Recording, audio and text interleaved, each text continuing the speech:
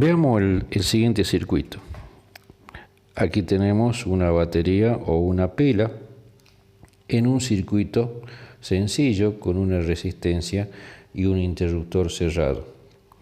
¿Cuál es la consecuencia? ¿Qué es lo que va a ocurrir acá? Bien, que va a comenzar a circular una corriente que necesariamente va a pasar por la resistencia y va a producir una caída de tensión,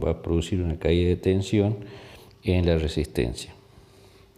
En este otro circuito tenemos una batería o una pila, un interruptor abierto y una resistencia. Aquí no puede ocurrir que circule ninguna corriente porque el circuito está abierto. Por lo tanto, aquí no va a haber ninguna caída de tensión o, si le queremos poner un valor, caída de tensión va a ser 0. El mismo comportamiento podemos observar si es que en el circuito, en lugar de un interruptor, ponemos un diodo polarizado de manera directa. ¿Qué significa de manera directa esta disposición? El positivo va al ánodo y el cátodo se comunica con la parte negativa.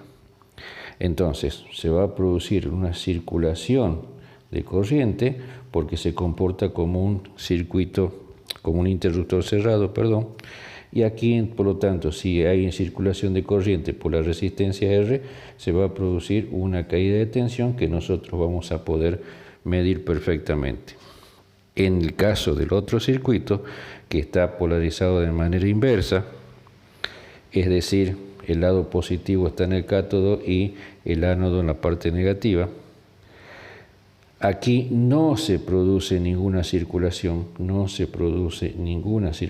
de corriente, porque se está comportando como un circuito, un interruptor abierto.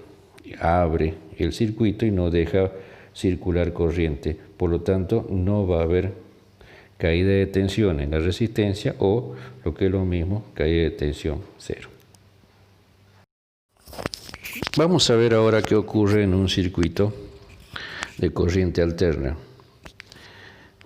donde tenemos un generador de tensión, un diodo y una resistencia. Como todos sabemos, un generador de tensión produce una onda sinusoidal en donde tiene un primer ciclo positivo y luego viene un ciclo negativo. En el ciclo positivo, la polaridad la entendemos de esta manera. Entonces, es como si tuviésemos esto conectado de manera directa. Entonces, como en el ejemplo anterior, se va a producir una circulación de corriente por la forma en que está el diodo. Fíjense que la flechita indica que por ahí va a circular la corriente, que no va a haber problema. Va a pasar por la resistencia y se va a producir una caída de tensión en la resistencia. Esa caída de tensión en la resistencia, como es una onda senoidal, va a seguir esa misma forma. ¿Por qué? Porque el diodo permite el paso de la corriente y todo lo que ocurra acá se va a manifestar en la resistencia. Eso pasa en el semiciclo positivo. O sea que durante el semiciclo positivo la corriente circula perfectamente por todo el circuito y la caída de tensión sigue la forma de la señal del generador de tensión. ¿Sí? Así. Si esto es positivo, esto también va a ser positivo y sigue la misma forma. No sigue el mismo valor de pico porque acá hay una caída de resistencia, acá hay una caída de tensión. Eso por ahora no nos interesa, simplemente vamos a estudiar la forma. ¿Qué va a ocurrir en el semiciclo negativo? La disposición que vamos a tener de la polarización tiene un sentido contrario. Por lo tanto,